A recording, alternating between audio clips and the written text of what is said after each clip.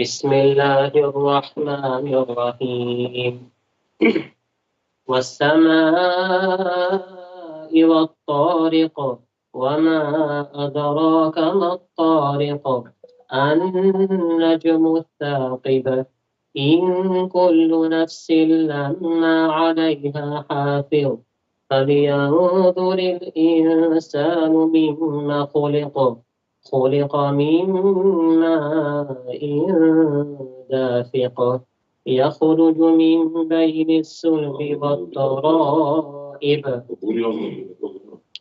إنه على رجعه لقادر يوم تبلى السرائر فما له من قوة ولا ناصر والسماء ذات الرجع والأرض ذات الصدع إنه لقول فصل وما هو بالحزن إنهم يكيدون كيدا وأكيد كيدا فمهل الكافرين أمهلهم رويدا.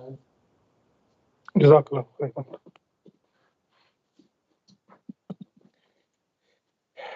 بسم الله الرحمن الرحيم.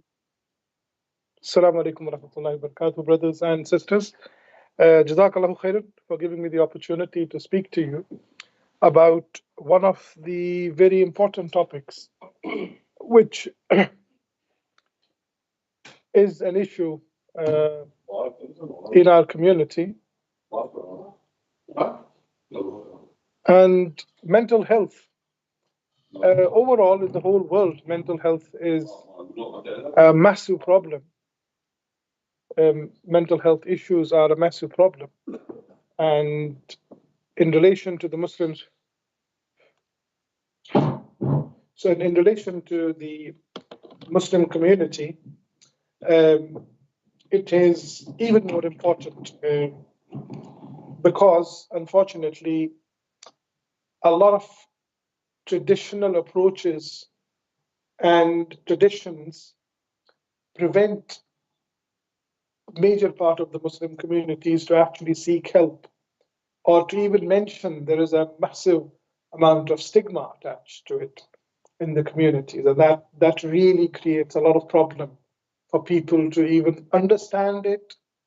And when people don't understand it, they give it a completely different notion. Like, for example, in the Asian community, the word pagal is used for a person who has a mental illness, and pagal is a word which is a very derogatory word, and it really does not capture what mental health or mental illness or mental health issues are. It doesn't capture at all. Even if you ignore the word and if you take it in its pristine sense, that represents only a psychotic patient that form less than 1% of the people who have mental health issues. Less than 1%. So 99% of the people do not want to talk about it because they will be labeled pagal. And that's a shocking situation which we face. So that's why it's even more important for Muslim communities to know about what is mental health. Mental health is something that everyone has. It's intricately linked. It's intrinsically and intricately linked with our physical health. It's worth making time for, because if we don't make time for our mental health, we are going to feel negative in our lives for one reason or the other. And this is something which is really, really important. It's not a sign of weakness. Can you imagine somebody saying that somebody broke a bone and that's a sign of weakness? Or somebody has a high blood pressure, so it's a sign of weakness. Somebody has diabetes, it's a sign of weakness. No. So why is mental health seen as, or should be seen as a sign of weakness at all? What does it actually mean? It's part of the health, as I tried to explain. It affects us in so many ways. The way we think, the way we feel, and then the way we behave or act. It all comes from how we are feeling mentally. You see, we experience this on a daily basis. When we are stressed at work or at school or at universities or wherever we are, and we're not able to take it out or speak up for ourselves at that place, for our boss or for our teacher or against anybody else there, we try to take it out on somebody else, because this stress takes its path. It cannot be just suppressed. You may suppress it for a brief period of time, but it will take its path. It will take direction. It will be on somebody else, unfortunately. And depending on how we understand our mental health and our capabilities, it also determines how we handle this stress, how we relate to one another, and what kind of choices we make when we decide upon certain things. And it's important in every stage. Do not think that mental health comes into action later on in life. No. It starts from the day one the child is born. How the child perceives things, how you interact with the child, what you give to the child, how does the child perceive the situation, what upbringing he has, how are people looked at by the child, and how the child is looked at by the people. All these aspects continue throughout our life, and that impacts our mental health. So what is good mental health? You see, it's just like physical health. Somebody who's physically well feels well overall. Same is the case with mental health. If you are mentally well, mentally strong, you feel overall well. There is a general feeling of well-being. You want to live your life, you enjoy your work, you enjoy what you are doing, you're happy where you are. In fact, the word happy is not the actual word when we talk of mental health. It's the contentment. When a person feels content, that's where mental health becomes, healthier and stronger. We may go through poor mental health. Okay, this is very important. A person may go through a period of poor mental health because of stress, situations, happenings, bereavements, loss of job, loss of a family member, whatever. You go through a tough period, and that impacts on us mentally, and we feel as if there is a small period of time where our thinking, our feelings, how we cope, how we see the world, how we even interact with one another, even our loved ones, how we approach them, that all changes during that period. But once that's passed, we become back to our routine selves. And that's where the illness is to be differentiated from just a phase. So anyone, as I mentioned, anybody can be affected. This is not something which is just prone, only some people have it or some people don't have it. No, there are biological factors like genes, yes, but genes play a small part. I must emphasize this point.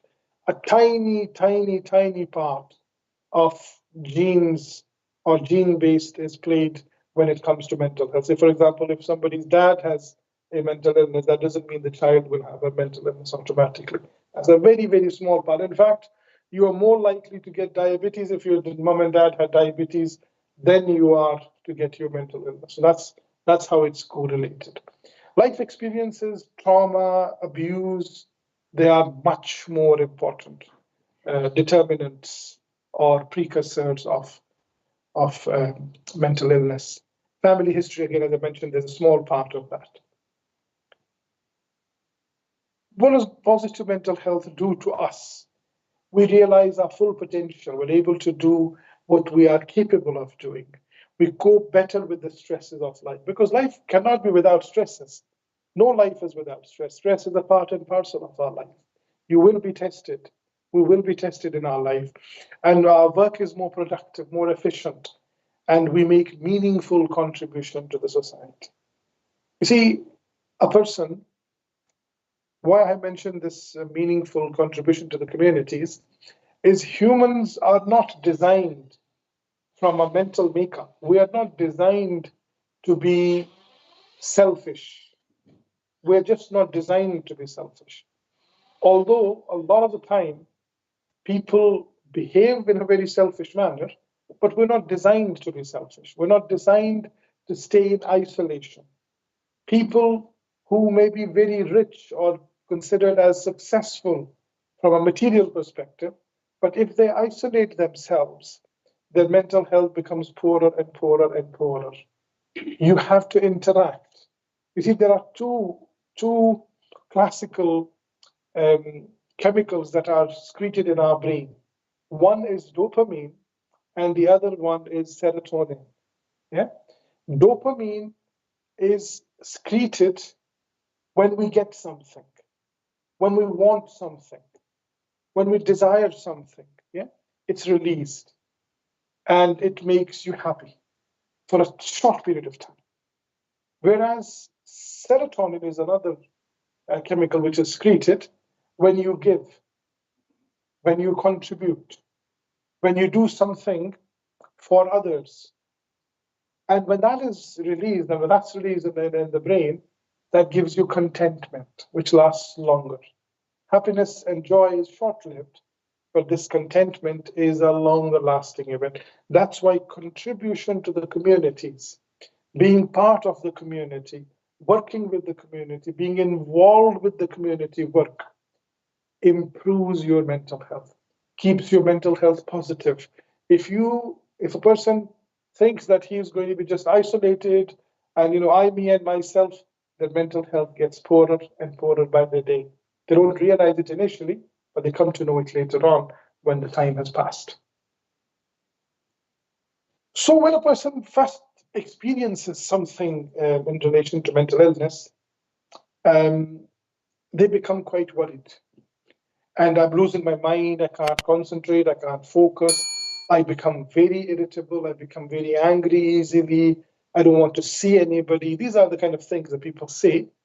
And they fear this negativity that's coming to their mind, even the thoughts of killing themselves, harming themselves, because you can become so depressed that people think of harming themselves, killing themselves, just ending their life. And the media portrayal, like everything else, is total rubbish when it comes to mental health of people. They portray it in such a terrible manner that they don't give the real picture of what mental illness means, what mental health looks like, and it causes even more distress and a sense of isolation, as I mentioned in the beginning, especially in certain communities, including the Asian community, where people see this as either a curse from the god or something terrible or something bad or something weak, a sign of weakness. So they keep it, to themselves. Nobody should know about it. Nobody should even talk about it. However, in reality, it's a very, very common experience. 1 in 4 people experience stress, worry, anxiety, sadness. So nobody is also, this is UK data I'm talking about. 1 in 4 people in UK have anxiety. 25% of the population in UK has anxiety. And this is actually worse in the Asian communities. In fact, the suicide rate is worse in females, Asian females. Worse self-harm and suicide rate is worse in females of the Asian community than the rest of the communities living in UK. So I'll share some experiences of some of the patients. One of the patients mentioned that it wasn't until I had a breakdown that I felt my condition was serious enough to qualify as an issue. I could have got help much earlier, but I didn't because of this. It's never too early to seek advice. Now, there are different types of mental health problems. As I mentioned in the beginning, the Asian community has one word, pagal, for everything. And that's such a negative impression, such a negative tone that nobody even wants to talk about any mental illness if a person feels sometime. Some of these overlap, some of the symptoms of various mental illnesses, they overlap with one another. And it's sometimes difficult to actually pin down a diagnosis from the very first time. And it's only after a thorough assessment, a few assessments, few sessions, that a person is able to actually reach to a conclusion, to a diagnosis by, excluding the other criteria. And everyone's experience is different, and it can change. You will find one person who is very depressed and he cannot sleep, just cannot sleep. 1 hour, hardly 1 hour or 2 hours every night. And at the same time, another person who is exactly same level of depression, but he sleeps 20 hours a day. He just can't get out of the bed. Just imagine two extremes, same problem. So presentations can be different, but the actual symptom, actual diagnosis is the same. So what are the causes? As I mentioned, childhood abuse, trauma, neglect, social isolation, loneliness. Again, it's very important for our youngsters, the Muslim youngsters overall, whether they are from any background, because when they go to schools and even unis, they straight away feel a strangeness, a difference. And if family, community, overall do not support them at that time, they feel isolated and lonely. What does that do? That does two things. They either become quite strong willed, very few of them, or they just give in and they want to please everybody. They want to just fit in with the rest of the community and they want to imitate what other population is doing, what other communities are doing. And it's a very tricky time for them because on one end, there's so much of peer pressure on them in the schools, in the unis, and on the other end, they don't seem to have much support either in their families or in the communities because they are completely isolated. The families don't seem to take a huge interest in this difficult time and a big challenge that the youngsters face when they go to school and unis. Social disadvantage, again, discrimination. There's an experience of discrimination, and that happens all the time, unfortunately. Poverty, death, bereavement, when somebody loses a parent early on, that's a massive, massive loss in somebody's life. And that molds them into a completely different mold. And again, it can have different ramifications. Severe and long stress, this makes mental illness even worse. Having long-term physical health conditions, physical disabilities, they hugely impact on the mental health of an individual. Unemployment or losing a job or failure in business, income loss, financial losses, they have a massive bearing on an individual. Homelessness, poor housing, these are all causes.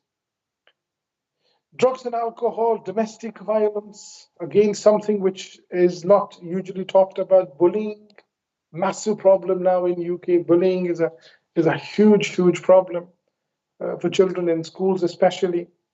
Significant traumas like military combat, people who were in Afghanistan, the military from UK, they were in either Afghanistan or other parts of the world.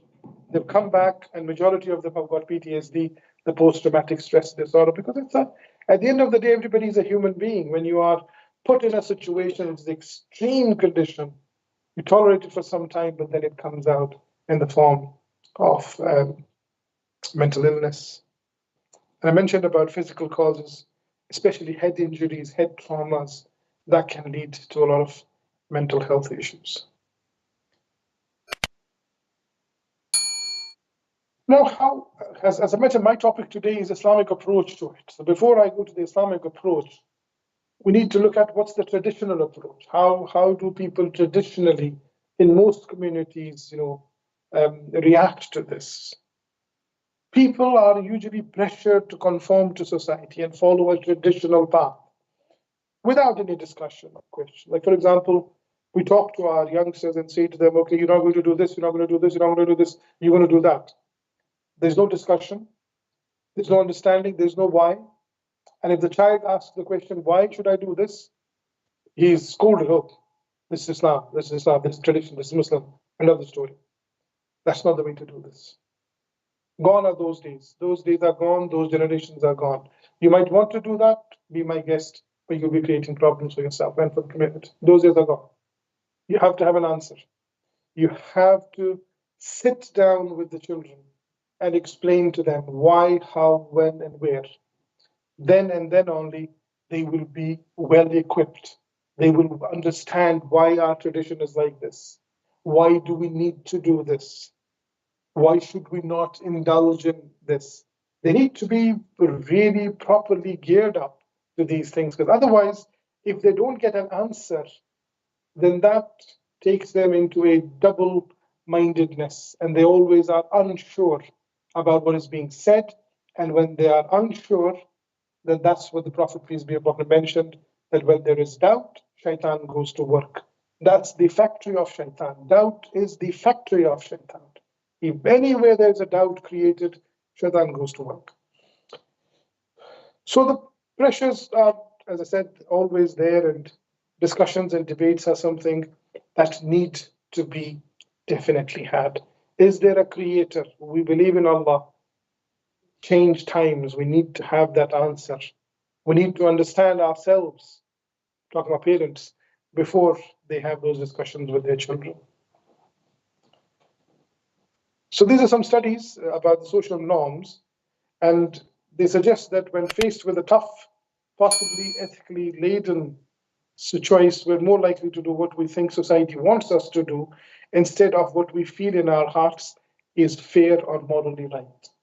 That creates, again, that confusion. We should always try to be fair and do what we think is right, what we know is right. If we just try to conform, a time will come that either our faith will give in or our mental health will give in, because we cannot, it's called cognitive dissonance in the terminology of psychology, that we have to be at peace with our mind. If myself, I'm not be at peace with the decisions I'm making, with the understandings I'm having, it will give in at some point. So that's not a good thing to do. So we looked about that. I have just introduced one more thing, that specific genes can sometimes. Now, coming to the topic of Islam, Muslims, and association of that. Now, very little data is available throughout the world about the prevalence and the amount of people among the Muslim community that have mental illness. The reason for that is there is very little research, because Muslim communities, number one, do not come forward. They don't want to be part of research. They don't want to mention things. They don't want to talk about it. They don't want to talk about the mental illness, let alone a research part. It's very sad, unfortunately. So we don't have any data. It's not that people haven't tried. People have tried massively, but they failed because the community, unfortunately, does not seem to engage still. However, I have a study from the Hamdard Center of Human Services in Chicago area, and this has been applicable to UK. This has been tried in UK, and it's applicable. It has been found to be applicable, repeatable in UK.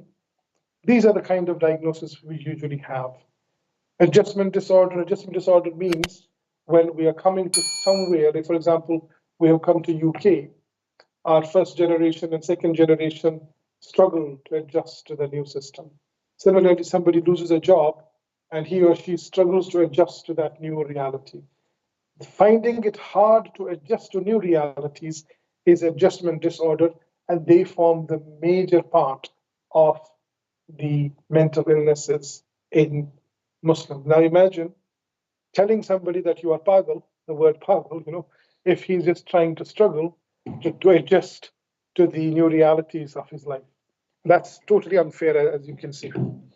Anxiety disorders, again, 15%. And OCD, the obsessive compulsive disorders, they are 14%. Obsessive disorders are more common in religious communities. People who are more religious, it's more common in them. And the reason being that people are brought up in a manner where they want to be perfect in all forms. And if you are bringing up is in such a manner that even the slightest bit of wrong, you are punished and all the other things that come with it, then you develop a sense of perfection. You have to perfect all the time. And that leads to obsessive compulsive disorders. And then waswasas come from shaitan, and they deviate, they come repeatedly. Psychotic disorders at the bottom, 5%. Nothing. 95% are not psychotic disorders. Then the word which I don't want to use, but people use it, the person has no control over himself. Only 5% among Muslims I'm talking about. 95% not at all. PTSD, post-traumatic stress disorder, 10%. Massive. Substance use, 4%. And again, as I said, some areas substance abuse is more common than the area that we looked at. Especially if you look down south, There was a small study done in Bradford and Birmingham, and majority of the people who had mental illness, 39% of them had substance abuse. 39% was because of substance abuse, indulging in drugs. So OCD, as I mentioned, is an obsessive compulsive disorder. These are unwelcome thoughts and images, and they come to one's mind repeatedly, and they worry. And especially for a Muslim, these thoughts are terrible thoughts about Allah, terrible thoughts about Prophet Muhammad sallallahu alaihi wasallam, and the person is tortured, and they can't even share these thoughts with anybody, because if they say to anybody that this thought is coming to my mind, they will be killed probably. How dare you have this thought? But these are waswasas from shaitan. So the obsessional thoughts are waswasas from shaitan. This is why Quran taught us Qul a'udhu bi rabbil falaq and Qul a'udhu bi rabbin nas, the last two surahs of the Quran, to seek refuge with Allah for the waswasas, these thoughts which can come to human mind. And Allah, Prophet peace be upon him, also mentioned that Allah has forgiven the thoughts that come to mind. They could be any terrible thoughts. As long as a person does not act on those thoughts, Allah is forgiven. So that's a huge relief for somebody who has these obsessive thoughts.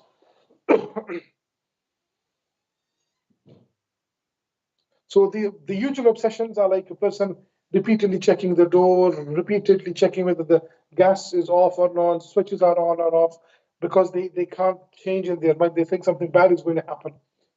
If I leave the gas on, if I leave the door on, have I locked it, have I not locked it? And it's really, really terrible for that individual when he or she goes through that. So from an Islamic perspective, as I said, unwanted thoughts are waswasas. And Allah has mentioned in the Quran in Surah Araf, when He mentioned that Shaitan whispered suggestions to both Adam and Eve in order to uncover that which was hidden from them of their private parts, which is when they were in Jannah, when they were tested. And he put in waswasa in their mind, because this is how he attacks human beings. And again, as I said in Surah 114, قُلْ أَعُوذُ بِرَبِّ النَّاسِ مَلِكِ النَّاسِ إِلَٰهِ النَّاسِ مِنْ شَرِّ الْوَسْوَاسِ الْخَنَّاسِ الَّذِي يُوَسْوِسُ فِي صُدُورِ النَّاسِ مِنَ الْجِنَّةِ وَالنَّاسِ. That Allah asked us to seek refuge from these waswasas, and they help an individual. Because see, what happens is, in here, when a person understands this is a waswasa from shaitan, I can pass it on, I can just leave it, and Allah subhanahu wa ta'ala is going to forgive me, because Allah is not going to hold me responsible for the waswasas from shaitan. That's a huge relief for this person who suffers from obsessions. And as I said, Prophet also mentioned that one should seek refuge from such thoughts which can come to mind, and he can bring this back and forth. Jazakallah.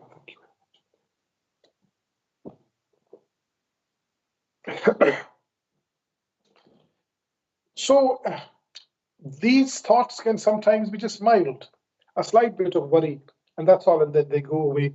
But sometimes it can affect us so severely that we become unwell spiritually, mentally, emotionally, psychologically, and we become socially incapacitated. People give up work. They don't want to go out. They don't want to see anybody.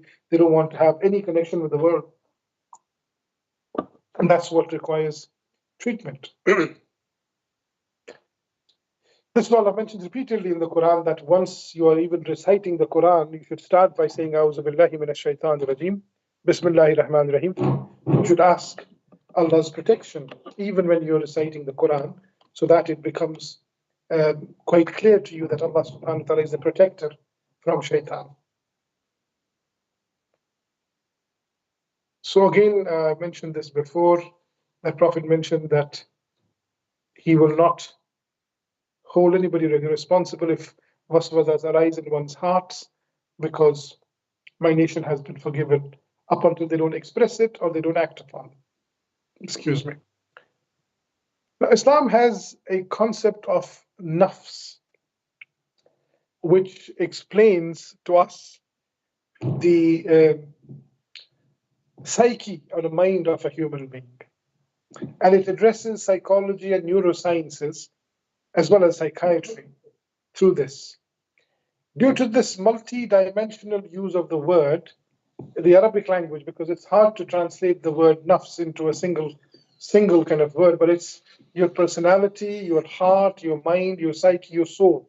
That's what nafs is. Nafs is everything. Your soul, your personality, your heart and mind. And this was actually described even by Freud, who was one of the psychiatrists, and he's well known to describe the human psyche quite well. He described this as libido and explained it, ego and superego, as the three different types of nafs, if you like, ego and superego. And the Quran has described three different types of nafs. They are described as nafs ammara, nafs lawwama, and nafs mutma'inna. Nafs ammara means the part of our nafs, the part of our body or the psyche or the personality that commands us for desires, wants, and lusts. You know, I, me, and myself, I want. That's the nafs ammara. That keeps, you know, instigating us to have more, do it, don't worry. Not just this logo that is, just do it. Don't think. Just be like animals. Don't think. Just do it. Just eat, don't cook. All these logos that people come up with, this just do it is the waswasa of the shaitan and of the nafs ammara.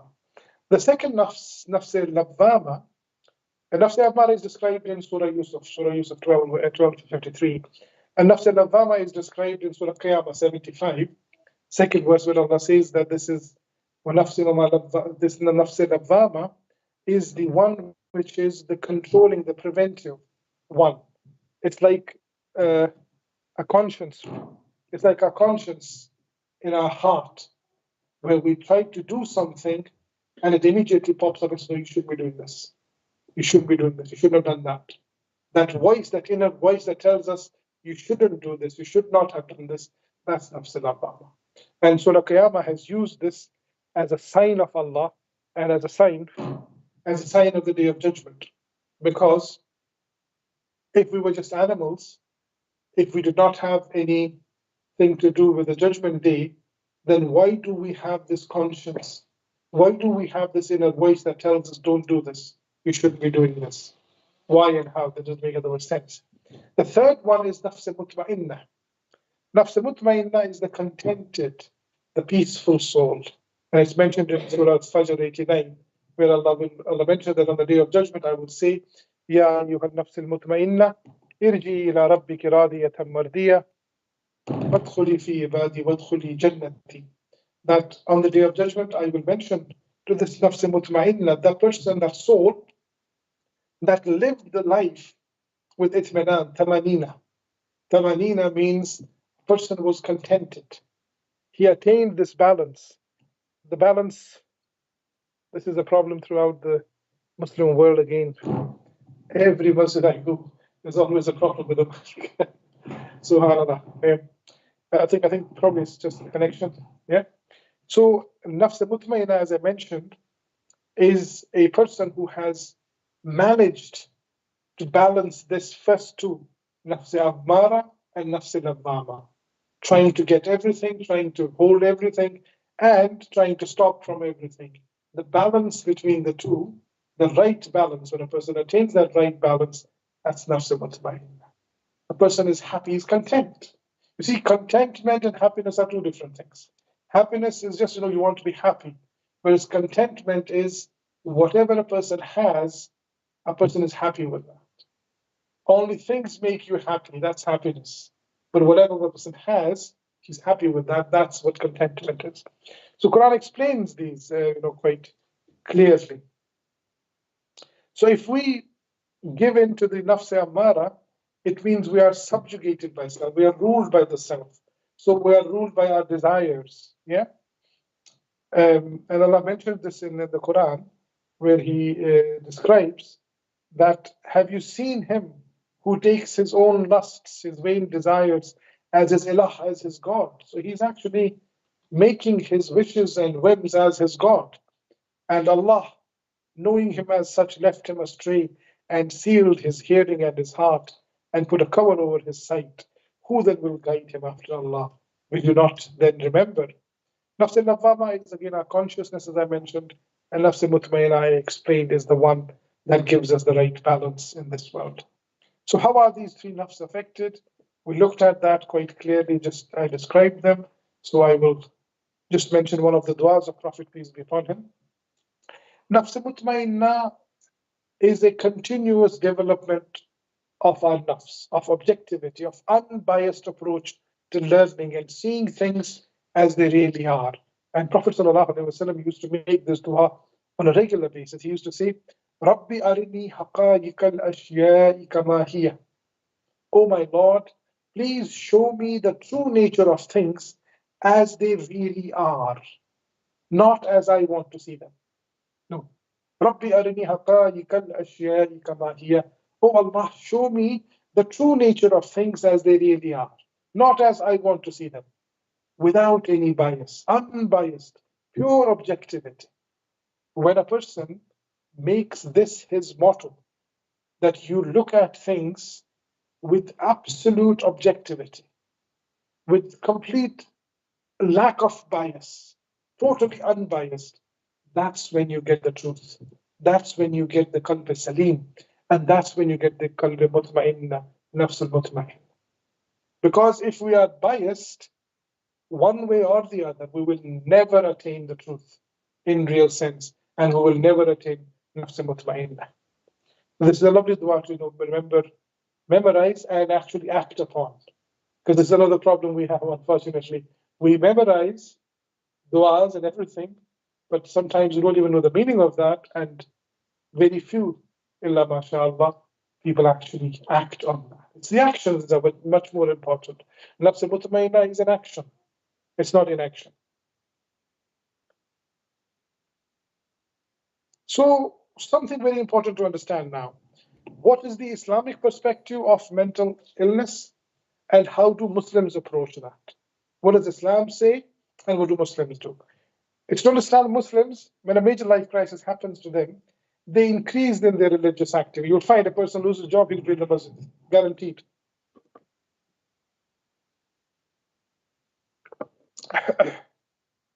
So it's personal relationships, jobs, whatever it is, whatever has happened, the person lands in the masjid, which is a good thing, alhamdulillah. It's a good thing. He goes to the masjid, he does the salah. But what happens is,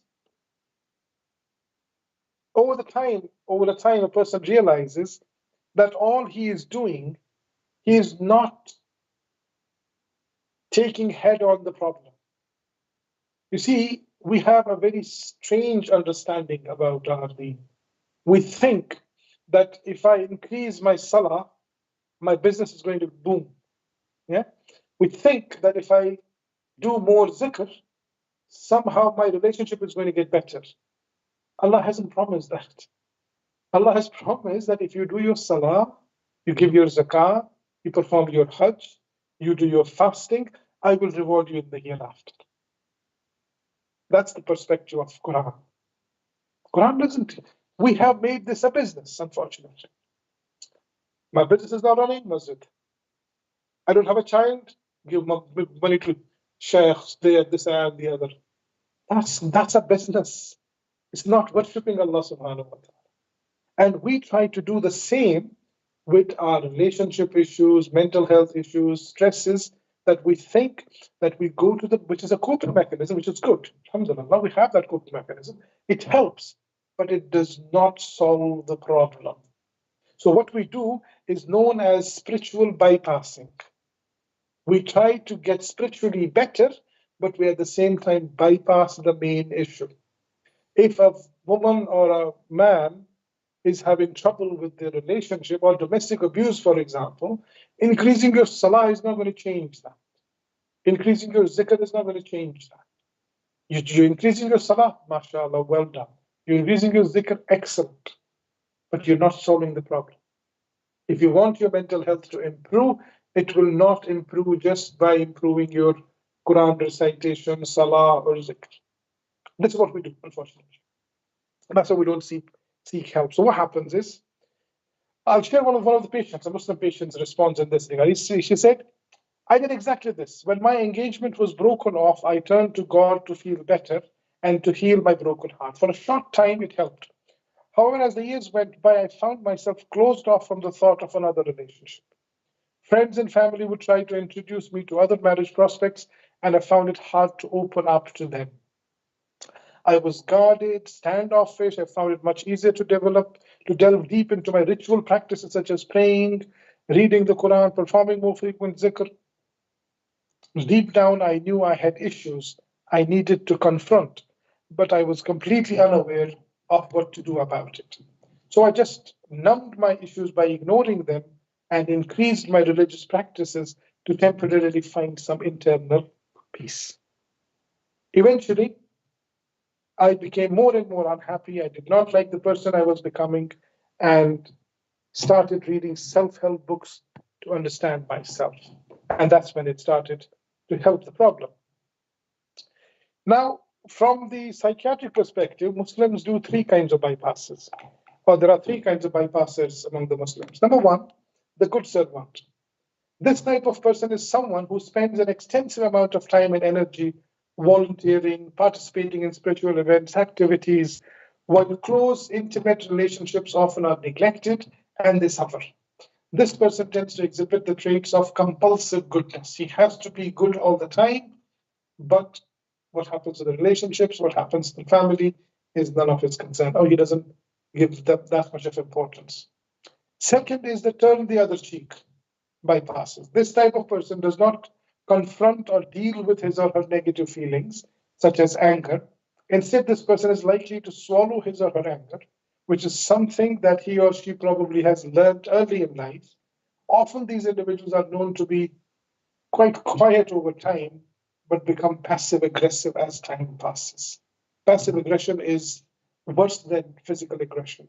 Passive aggression is when you passively give indications to people about your aggression. The third one is I have a gift. This type of person believes that he or she has God-given talents. A person believes that he or she does not exhibit any inappropriate behavior and does not need training to increase his or her healthy spiritual practices. And this way they bypass the real issues that they are facing in their life. We have to confront our fears. It is very important that therapists become aware of this phenomena and help their patients make the connection of how spirituality and psychology can work hand in hand for healthier development and healing.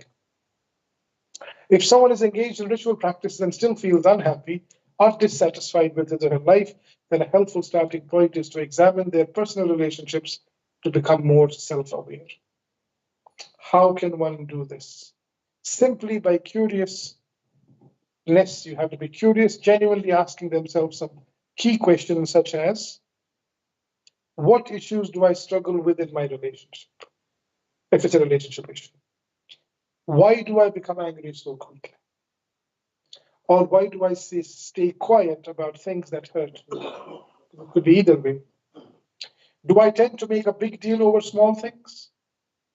Do I get anxious or worried that my partner is going to leave me? Am I worried? Am I paranoid? How do I deal with things when I am upset? Do I withdraw? Do I just leave and let it happen?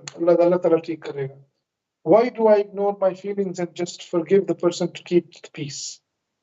These are important dialogues that person has to have.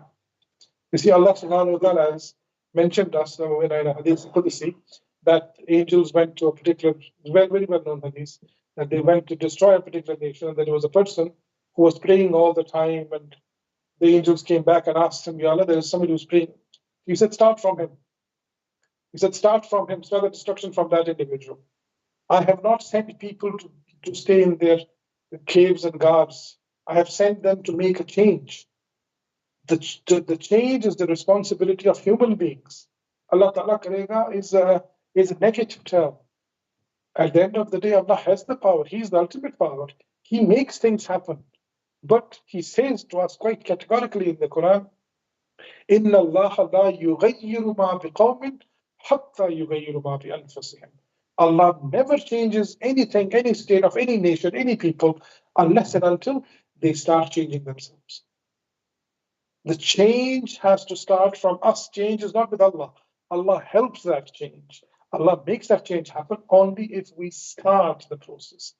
If I sit down and say, Allah karega, then Allah nahi karega. Allah has sent us to do it. And then He will, inshallah, give barakah and help. Important point over here, please don't say that I don't want people to turn to religion. I definitely want them to turn to Deen, alhamdulillah. Turning to religion is culturally conditioned and necessary at the time of crisis, especially emotional destabilization. But spiritual bypassing is a bad thing. It's not a great thing. Increasing one's religious practice may, on one hand, destructive defense mechanisms or a detour from the pain, but an essential part of emotional grieving. So it's good.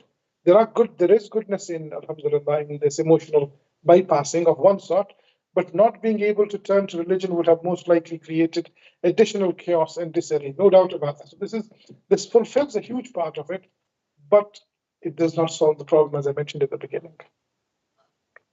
So, role of Islam. What is the role of Islam in this? We have this John Bowlby, who's well known for the attachment theory, and he mentioned that the healthy attachment is necessary to psychological functioning. And if we have a healthy attachment with Allah, with Tawheed, then that is a massive, massive attachment. Because when a person thinks and believes that my problems will be solved by connecting to the great and the only source of power, that's a massive relief. That's a massive connection. So that unflinching and never wavering attachment of an individual of Tawheed with Allah, as Allah mentions, and for those who are mindful of God, He always provides a way out. And He provides for them from sources they could never imagine. And whoever puts their trust in Allah, then He alone will suffice them. Certainly God achieves His will.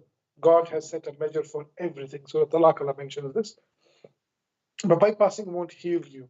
So however, eventually it's imperative that individuals recognize their ritual practices can supplement with mental health services in an effort to help heal.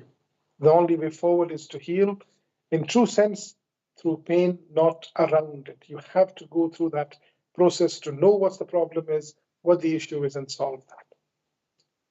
I'll give an example. The picture is worth 10,000 words, a Chinese saying. I've changed the name and I've just put the name as a Muslim woman. She was 40 years old. She had been married for 15 years and has 3 children. She's a professional and considers herself a devout Muslim. She wears hijab and is actively involved in the local Islamic community center. 4 years ago, she shockingly discovered that her husband had an affair. This stripped her all sense of security, triggering a number of issues that had suppressed over the year and had justified through an interpretation of what it meant to be a good Muslim wife. She found herself acting impulsively and destructively, setting her husband's clothes on fire, crashing his car, crying hysterically, lashing out repeatedly at her husband and children. So she no longer recognized herself and knew that her behavior went against her beliefs. She experienced a roller coaster of emotions. This is what she said. She said, I felt like a crazy person. One minute I was rationalizing to myself that this happened by the will of Allah and that I need to accept it. But the next minute I was crying because I can't believe He did this to me. I was a mess. I cried a lot, isolated myself from the community, and just tried to pray more and more. So consistently participated in therapy for almost a year, which helped her make the connection with how the ritual practice of her faith had helped her avoid or bypass her psychological pain. And this is spiritual bypassing. For many individuals, there is confusion between the role of religion and psychology. Most people are taught that if his or her faith is strong, then he or she would not engage in negative behavior. That's a massive, massive part of a person that people are told that if you have good faith, you will never become depressed. If you have strong faith, you will never feel suicidal. If you have strong faith, you shouldn't be becoming anxious. That's not true. We're all human beings. Will you say to anybody that if you are a good Muslim, you will not get blood pressure? Is it possible to say that? Then why depression? Then why anxiety? Why stress? We have no problem saying to a person, no, he's a great, great brother, mashallah, but has got diabetes, you name it. No problem with that. Nothing to do with faith. But if a person has a mental health problem, somehow it is seen as connected with faith. It's not. It's definitely not. That's the most untrue statement that people can think of. So she recognized through her therapy that it helped her recognize that avoiding her psychological issues was only hindering her from practicing her Islamic values in a healthy manner. So it can't happen. So you have to take the bull by the horn, as it says. And, alhamdulillah, therapy helped her quite a lot. So she's mentioned quite a lot of that. She also mentioned that I thought this would help save my marriage by keeping quiet about it and just putting up with it. But I learned not honoring myself or my rights was just helping my husband to dishonor me. I had to learn to honor myself so he could honor me. In the past, whenever something bothered me, I would usually talk myself out of it or pretend it didn't bother me. Therapy made me aware that my devastation from the affair brought to surface all those things that I had ignored or stayed quiet about for years. I became more self-aware of my insecurities and learned to express my needs.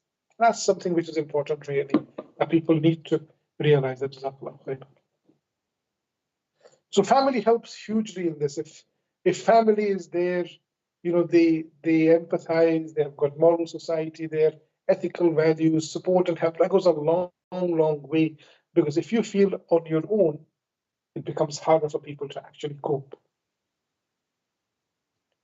So the role of family is very, very important. I will skim through this because I've given details of if anybody is interested in. Now, this is something important, jinn possession. Now, I know Muslims feel that, cultural concepts of distress and how jinns possess people and their hallucinations.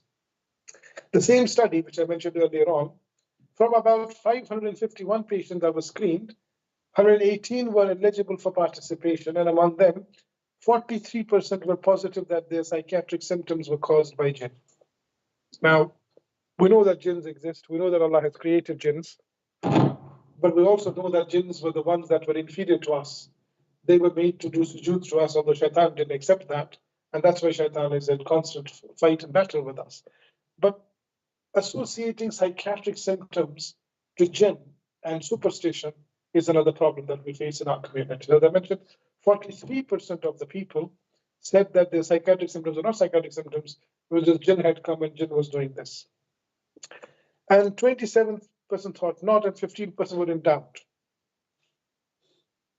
So basically, around about 60% of the population of patients thought that jinn was somehow involved. So no less than 87% had experienced hallucinations during their lives. And the hallucinations are psychotic symptoms, but they thought this is jinn. And can you imagine a person who is getting hallucinations? Hallucinations means early psychosis. And in psychosis, unless and until you treat the person very early in his teenage, early 20s, it's a gold case. You can't treat them later on.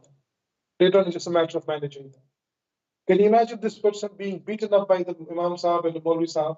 Jinn niklo, jinn niklo, jinn niklo. He's psychotic, he's hallucinating, and the jinn is either coming out or whatever that's happening. And they are struggling. And then when they actually come to psychiatric services, we can hardly help them. We can hardly help them, unfortunately. So please remember, if there's a take-home message today, that anybody who has hallucinations means he's seeing things, he's hearing things which are not real, that is the time to straight away go to the psychiatric services and seek help, because that might save that individual's life. You can take him to the Pir Sahib as well for taking out the jinn, but please first come to the psychiatrist. And if any Pir Sahib says, stop the medication, please do not do that. This is a huge part, especially people coming from Pakistan. The first thing they're told by the Pir Sahib is to stop the medication. Please don't do that. If people have their own views about Maulvi Sahibs and Pir Sahibs and they want to go to them, fine. But please do not stop medication. Do not stop medication. That's a criminal act if you stop medication for a person who is hallucinating, who has psychosis. So large proportion of eligible patients who did not participate, many expressed fear of stigmatization or metaphysical repercussions if they spoke about jinn.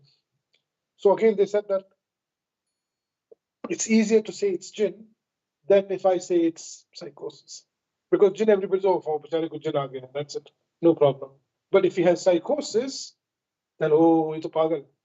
So that's the problem. This stigmatization has to be removed.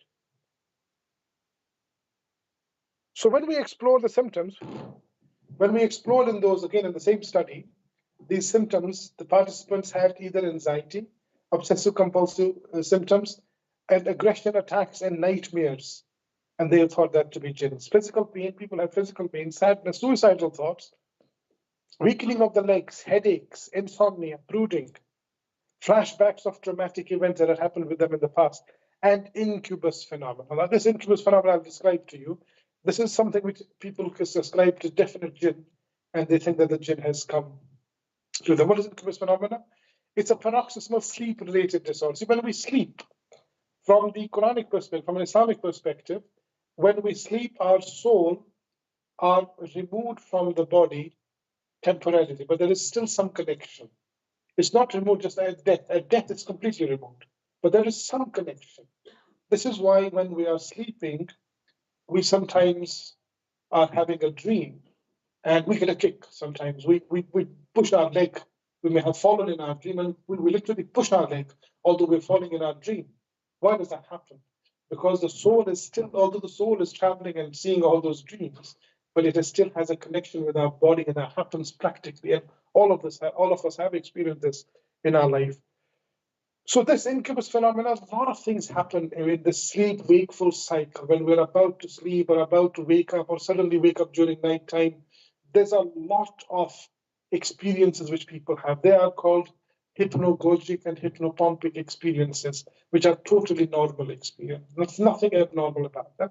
And one of them is incubus phenomena, which is misinterpreted by jinn and ghosts. Ghosts by the Christians, the jinn by Muslims, and among Hindus, Atma. They say this is Atma came. So this is the same phenomena interpreted by different cultures in different ways. What do? There is a stereotypical presentation that by a hallucinating being that exerts pressure on the thorax. A person sometimes sees his own self or some other face that is putting pressure on the thorax of the throat, and the person is not able to move. It's completely paralyzed. And it can carry out some terrible acts during that time as well. But it's a normal hallucination when a person is either about to wake up or about to sleep or wakes up suddenly. It tends to be accompanied by sleep paralysis, meaning you're not able to, you know something is happening, but you're not able to move your arm, you're not able to move your leg, you're not able to move at all. So this is a feeling of suffocation at that time. The incubus phenomena has a much greater clinical relevance than just isolated sleep paralysis. It has a lot of experiences that they can be due to stress, trauma, past experiences. A lot of them come in combination why this happens. But as I mentioned, Muslims attribute this to jinn, Hindus to Atma, and the Christians attribute that to the ghosts. So this is basically a multimodal hallucination, which is more like a lifelike character at that time, and people actually feel and they experience it. Because they feel and experience it, they think something has happened there. The other part is the conversion disorder. Conversion disorder is a mental condition in which a person has blindness, paralysis, or other nervous system neurological symptoms that cannot be explained by medical evaluation. Like, for example, because of a psychological conflict happening in a person's brain, a person can suddenly, after a stressful experience, get a conversion disorder, and he can speak a different language, totally different language. He has never learned this language. They get a huge amount of power. They can pick up something by one hand, which otherwise they will never be able to do that because there's conversion of that. He gets into a conversion. This is called a conversion disorder, and they are not intentionally injurious, but this happens. They're not lying. What they see, what they do, they're not lying, but this is something which is in between reality and unreality. So for example, a woman who believes it's not acceptable to have violent feelings may suddenly feel numbness in her arms after becoming so angry that she wanted to hit somebody. Because the person says, I should not hit somebody. So you're very, very angry, but you become almost paralyzed, almost numb. Your hand doesn't work at that time. So I will stop there because I think we have gone into the question side of it. It's exactly 1 hour. Right. 7:08 we start, it's 8:08. So Jazakallah khair. If people have any questions, you're most welcome.